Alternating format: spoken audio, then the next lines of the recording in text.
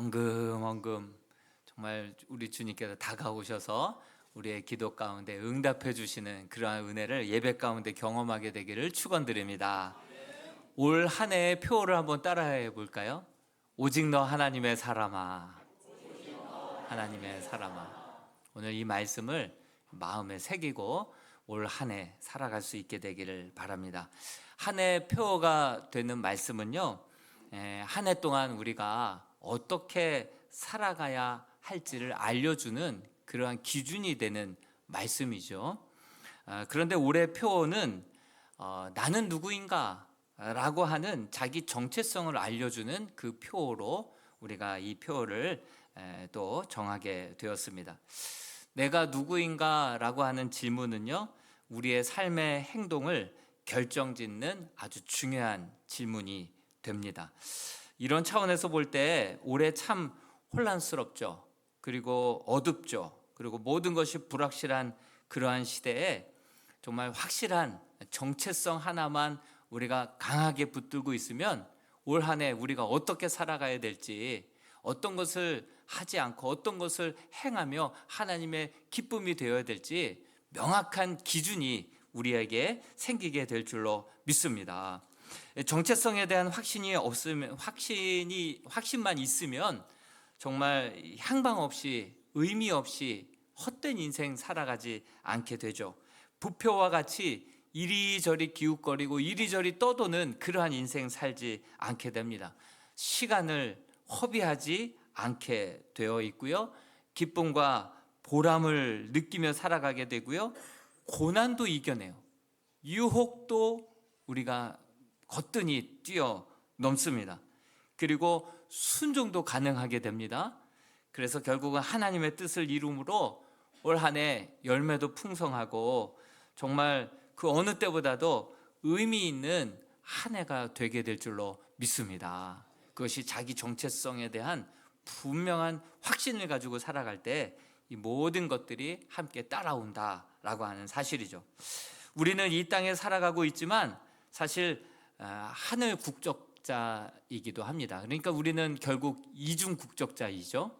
이중 국적자예요. 이중 인격자가 되면 큰일 납니다. 이중 국적자예요. 우리는 이 땅에 발을 딛고 살아가지만 이 땅에 속한 사람만이 아니라 하늘에 속한 자예요. 그래서 하늘의 하나님 나라의 대사로 살아가야 되고요, 우리는 주님의 편지로 이 땅 가운데 살아가면서 주님의 영광을 세상에 나의 삶을 통해서 드러내고 나타내는 삶을 살아야 한다라고 하는 사실이죠. 내가 누구인지 알고 사는 사람과 내가 누구인지 모르겠어, 어디서 왔고 어디로 가며 내가 왜 이 땅에 보내졌고 왜 하나님께서 나를 그 많은 사람들 가운데서도 별로 시덥지 않은 나를 이렇게 구원해 주신 이유가 뭘까? 그것을 우리가 정말 잘 알지 못하는 사람과의 삶의 차이, 삶의 격차는요, 세월이 흘러가면 흘러갈수록, 살면 살아갈수록 점점 더 하루만 살아도 엄청난 차이가 난다라는 것을 우리가 기억해야 할 것입니다. 내가 누구에게 속한 사람인가? 이 정체성이 나로 하여금 무엇을 피하고 무엇을 따라서 무엇을 취하고 어떻게 살아가야 할지를 분명한 삶의 이유를 우리에게 삶의 태도까지 가져다 준다라고 하는 사실이죠. 내가 누구인지 그 분명하게 그 정체성 하나만 붙들어도요, 우리의 삶이 많은 것들이 정리가 될 줄로 믿습니다. 하쿠나 마타타라고 하는 말을 들어본 적 있어요? 하쿠나 마타타. 처음 듣는 얼굴들이세요. 네. 애니메이션 라이온 킹에 나오는 말인데요, 원래 아프리카 한 2,300 언어가 있는데 그 중에 한 언어라고 합니다. 근데 이 말이 유아인이 이제 마약으로 인해서 이제 경찰 조사를 받으러 오고 가고 할 때 팬들이 뒤에서 하쿠나 마타타 이렇게 응원을 했어요. 그래, 하쿠나 마타타가 도대체 뭐냐? 이게 어디서 나온 말이냐? 하쿠나 마타타 막 이렇게 응원을 하는 거죠. 그래서 찾아보니까 그것이 바로 애니메이션 라이온 킹의 나오는 대사였던 거예요. 하쿠나는 뭐뭐가 없다라고 하는 뜻이고, 마타타는 바로 문제라고 하는 뜻이요. 문제 없어, 이런 뜻이에요. 문제 없어. 그러니까 문맥을 봐야 되겠죠. 어떠한 문맥에서 나온 이야기냐면, 이 라이온 킹의 주인공이 새끼 사자잖아요. 근데 그 새끼 사자가 근심 속에 쌓여서 걱정 가운데 있을 때 그의 주변의 친구, 미어캣이라고 하는 친구와 멧돼지라고 하는 친구가 쫓아와서 하쿠나 마타타 하고 아주 난리 굿을 피면서 막 노래를 불러댑니다. 이 뜻이 뭐냐면, 지나건 과거일랑 신경 꺼. 그리고 근심 걱정 그거 버려. 그거 벗어 던져버려. 욕심도 좀 버려봐. 그러면 너 오늘을 즐겁게 살 수 있어. 이게 마치 까르페 디엠이랑 똑같은 말이죠. 까르페 디엠.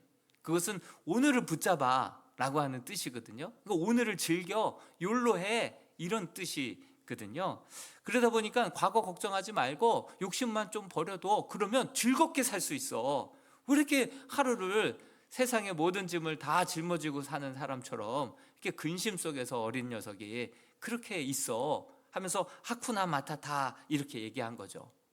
여러분, 그 라이온 킹이라는 영화를 이제 내용을 한번 살펴보니까, 저는 보지는 않았지만 그 정체성과 관련된 영화예요. 정체성. 예. 그래서 그 내용을 잠깐 보면, 사자가 왕으로 다스리는 아주 평화로운 나라가 있었습니다. 그런데 그 왕의 그 동생 사자가 반역을 일으킨 거예요.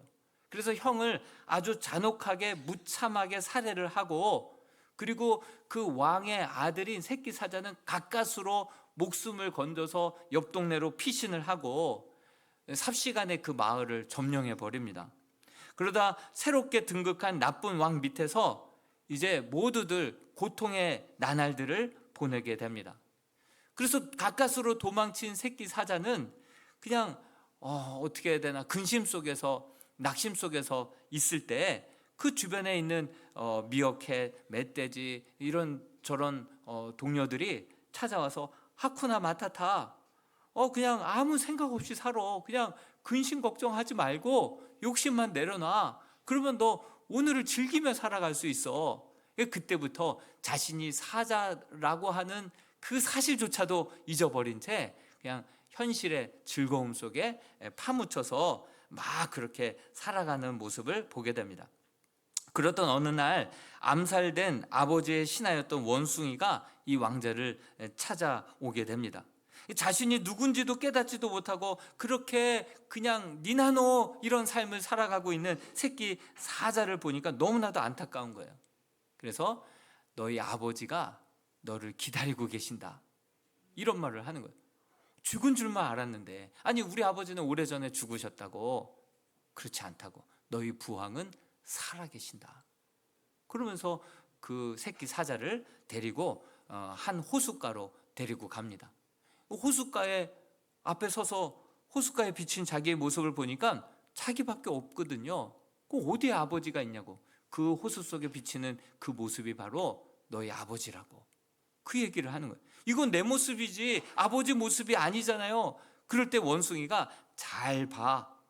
네 아버지는 지금 네 속에 계셔. 이 말을 듣자마자 물속에 비친 자기의 모습 속에서 아버지의 모습이 오버랩되기 시작하는 거예요. 그리고 자신이 누구인지 자기의 정체성을 드디어 발견하게 됩니다. 그 순간 하늘에서 죽은 아버지의 음성이 들려옵니다. 지금 성경을 이야기하고 있는 거 아니에요. 숨 좀 쉬십시오. 너 자신을 잊었다는 것은 곧 아버지인 나를 잊어버린 것을 의미한다. 너 자신을 좀 보아라. 지금 너의 그 모습을 한번 봐라. 그 모습은 지금 네 모습이 아니다. 너 자신이 누구인지를 잊지 말아라, 내 아들아. 네가 누구인 것을 을 하면서 아버지의 목소리가 사라지게 됩니다. 비로소 자기가 누구인지를 깨닫게 됩니다. 그리고 나는 바로 왕의 아들이고 라이온 킹이라는 것을 다시 한번 그 정체성을 깨닫고 어디에서인가부터 흘러 넘쳐나는 그 용기를 가지고 다시금 그 아버지의 나라 다시금 가서 그 반역자들을 몰아내고 나라의 평화를 만들어내는 그러한 정체성과 관련된 영화가 라이온 킹의 영화였다는 것이죠. 만화 영화이지만 이처럼 내가 누구인지 어떤 존재인지를 확실히 알기만 하면 내가 무엇을 이젠 더 이상 하지 말아야 되는지와 내가 무엇을 따라 행해야 되는지 어떻게 살아야 되는지 분명한 자기 확신이 그 안에서부터 넘쳐나게 된다라고 하는 사실이죠. 옛날 우리가 봤던 주몽이라고 하는 드라마도 그렇지 않습니까? 여인네들 희닥거리고 놀고 막 그랬던 친구가 자기의 정체성을 알고 나서 결국 나라를 건국하는 그러한 드라마 우리가 정말 재밌게 보지 않았습니까? 여러분 오늘 말씀을 다시 한번 그 마음을 정체성을 가지고 한번 들여다봤으면 좋겠습니다. 디모데전서 6장 11절 말씀을 먼저 한번 읽어보겠습니다. 시작. 오직 너 하나님의 사람아 이것들을 피하고 의와 경건과 믿음과 사랑과 인내와 온유를 따르며. 여러분 오직 너 하나님의 사람아 영어로 보니까 뭐라고 돼 있습니까? Rise up, man of God. 예. 여러분 미국에서 유명한 경기 잊을 수 없는 그 정말 잊을 수 없는 그 경기를 맨 오브 매치라고 하지 않습니까? 맨 오브 갓은 잊을 수 없는 하나님의 사람이다. 너는 누가 뭐라 그래도 잊을 수 없는 하나님의 손바닥에 새긴 하나님의 사람이다. 이것을 지금 우리에게 얘기하고 있습니다. 여러분 구약에는 바로 모세에게 하나님의 사람이라고 얘기했고요, 사무엘에게 하나님의 사람, 또 엘리야에게, 또 다윗에게 몇몇 사람에게만 붙였던 아주 원대한 이 정체성을 알려주는 그러한 말이었습니다. 그러나 예수 그리스도를 통하여서 하나님의 자녀가 된 저와 여러분들은 다 예외 없이 하나님의 사람들인 줄로 믿습니다. 이 어마어마한 이야기를 하고 있는 거예요. 근데 앞에 뭐가 있냐면 오직이라는 말이 있어요. 오직이라는 말을 헬라어로 찾아보니까 그냥 오직이라는 뜻이 아니라 역적 접속사예요. 그러나라고 하는 대가 쓰인 거예요. 그러니까 앞에 오직이라고 하는 말은 그러나로 시작되는 거예요. 그러나로 시작되는 것은 앞에 내용들을 통째로 역전을 시킨다는 뜻 아닙니까? 그러면서 이것들을 피하라라고 말하고 있어요. 앞에 내용이 어떤 내용들이었을까요? 한번 우리 디모데전서 6장 4절에서 5절 말씀을 같이 한번 읽어보겠습니다. 4절에서 5절 말씀입니다. 시작. 그는 교만하여 아무것도 알지 못하고 변론과 언쟁을 좋아하는 자니 이로써 투기와 분쟁과 비방과 악한 생각이 나며 마음이 부패하여지고 진리를 잃어버려 경건을 이익의 방도로 생각하는 자들의 다툼이 일어나느니라. 그렇습니다. 교만한 거예요. 교만한 거. 이 피하라 하는 것들은 교만을 피하라는 거예요. 변론과 언쟁을 좋아하는 것에서부터 피하라는 거예요. 그리고 진리를 잃어버리고 진리가 아닌 이익을 위하여서 다툼을 일으키는 자들에게서 피하라. 뿐만 아니라 10절 말씀도 한번 같이 읽어보겠습니다. 10절입니다. 시작.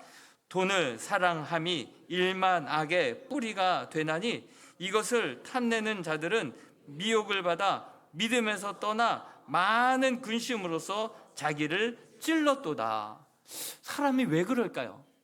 왜 이렇게 사람이 믿는다고 하면서도, 교회 안에서 믿는다고 하면서도 왜 사람들이 교만하고 자꾸 변론과 언쟁들을 그렇게 만들어내고 이런 것들을 좋아하고, 진리를 위해서 힘써 싸우기보다는 진리가 아닌 이익을 위하여서 다투는 거예요.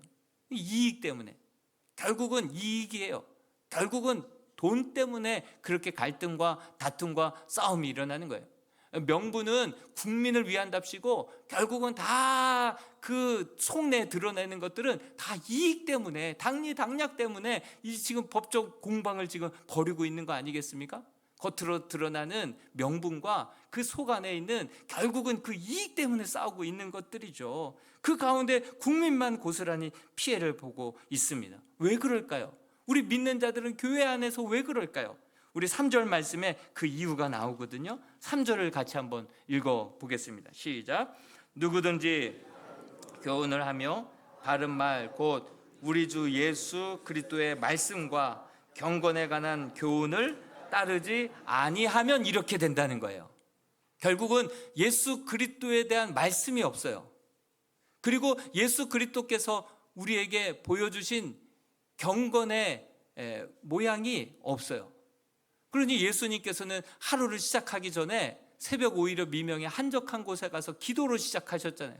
하나님의 말씀으로 하루를 시작하셨잖아요. 모든 길을 나서기 전에, 하루를 시작하기 전에 알파와 오메가 되시는 하나님 앞에 모든 것들을 맡기고 묻고 그렇게 기도하고, 그리고 자기 생각이 아니라 하나님의 성경적인 가치관을 가지고 살아가셨잖아요. 말씀과 그 경건의 훈련을 따라서 우리 주님은 우리에게 보여주셨어요. 그런데 우리 안에 이렇게 이익을 위해서 싸우고 결국은 돈 때문에 갈라서고 다투고 이렇게 하는 이유는 우리가 기도하지 않아서 그래요. 말씀을 읽지 않아서 그래요. 내 속에 말씀으로 가득 채우고 기도를 통해서 하나님의 생각으로 가득 채우게 되면 우리는 정말 하나님을 따라 살아가는, 그래서 평화를 이루고 하나님의 뜻을 이루고 하나님의 나라를 이루는 그러한 당회와 그러한 우리 재직회와 그러한 일함의 성도들이 되게 될 줄로 믿습니다. 교만하여져서, 결국은 왜 교만해지는 거예요? 말씀을 읽지 않기 때문에 그래요. 결국은 다 이익 때문에 싸우는 거예요. 결국은 더 알아주고 더 그렇게 높임을 받기 위해서 이익 때문에, 돈 때문에 싸우는 것이라는 거예요. 그렇지만 성경에 분명하게 그 안에 말씀이 없어서 그렇다, 기도하지 않아서 그렇다, 그것을 분명히 이야기해 주고 있는 것입니다.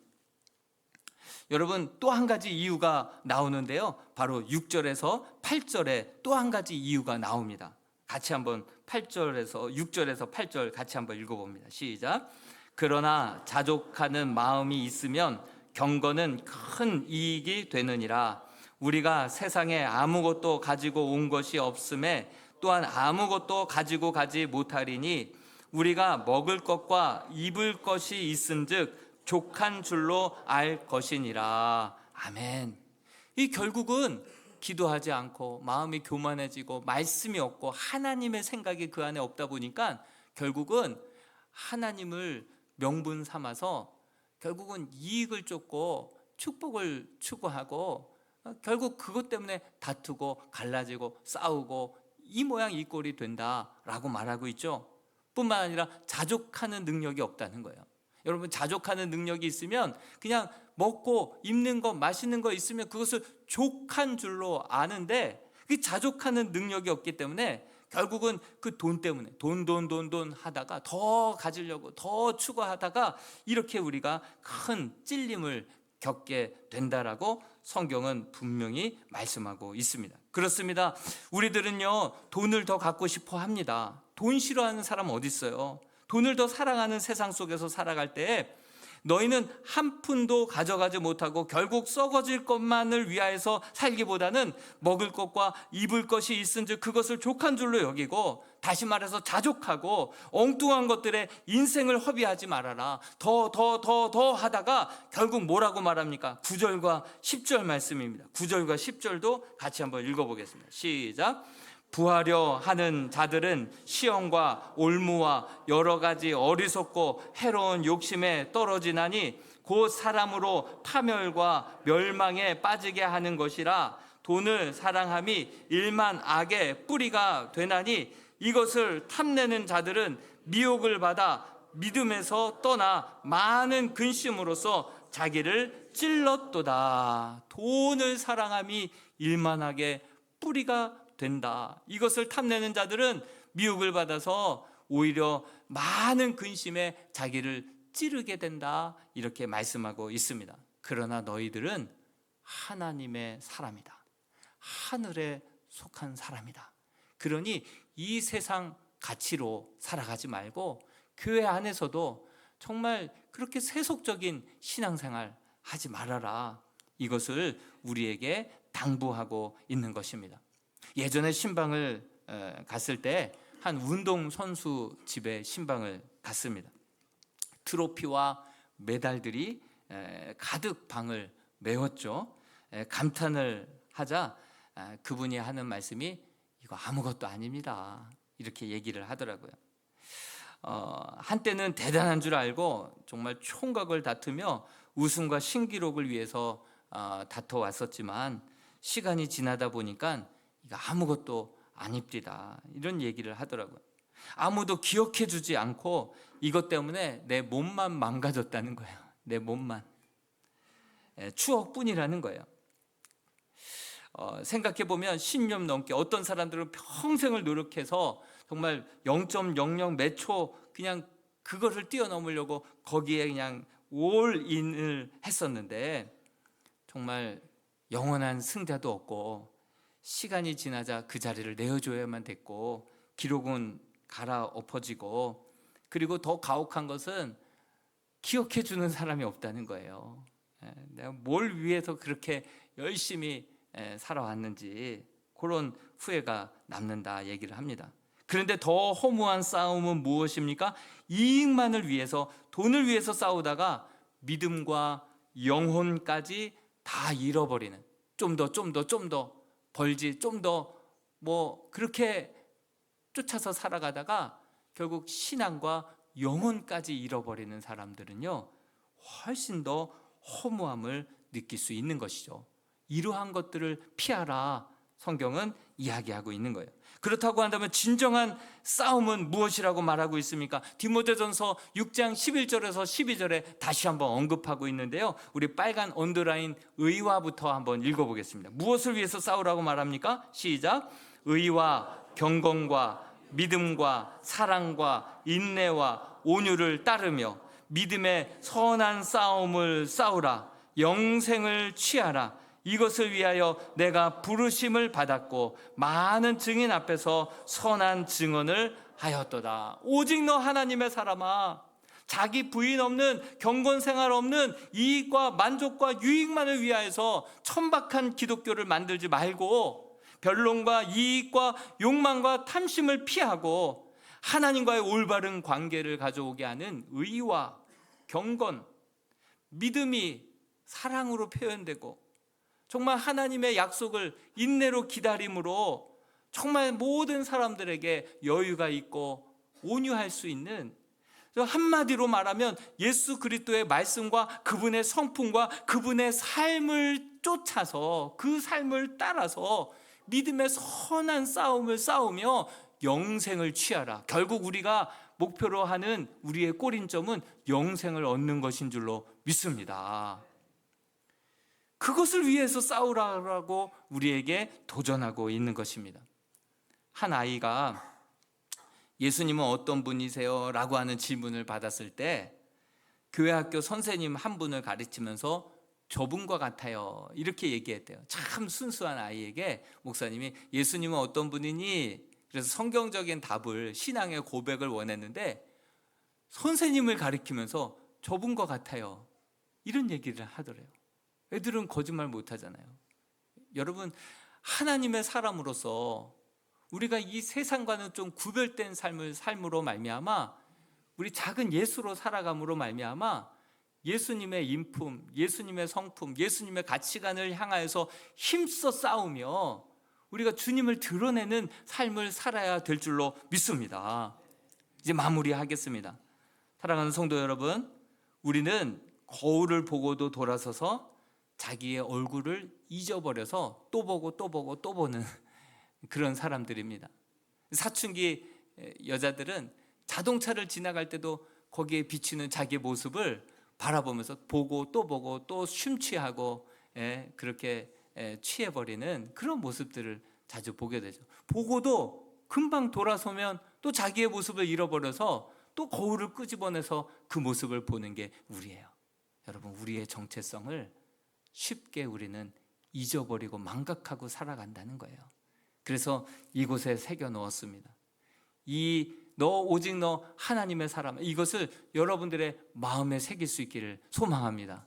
여러분들 달력에도 새겨놨어요. 그래서 매일매일 매일매일 달력을 바라보시면서, 그래, 나는 누가 뭐라 그래도 하나님의 사람이지. 그런 정체성으로 살아갈 때 우리는 이런 것들은 피하고 이런 것들은 취하고, 믿음에 진짜 싸워야 될 진리와 생명을 가지고 싸우며 하나님의 기뻐하시는 모습으로 영생을 취하여서 하나님 앞에 영광 올려드릴 수 있는 우리 이람의 복된 성도들이 다 될 수 있기를 주님의 이름으로 축복합니다. 우리 같이 한번 기도하겠습니다. 하나님, 감사를 드립니다.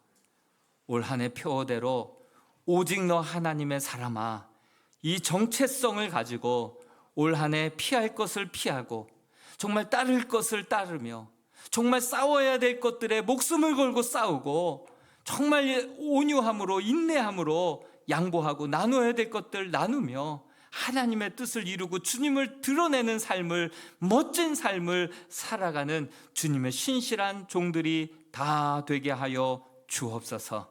이 모든 말씀 예수님의 이름으로 기도하옵나이다. 아멘.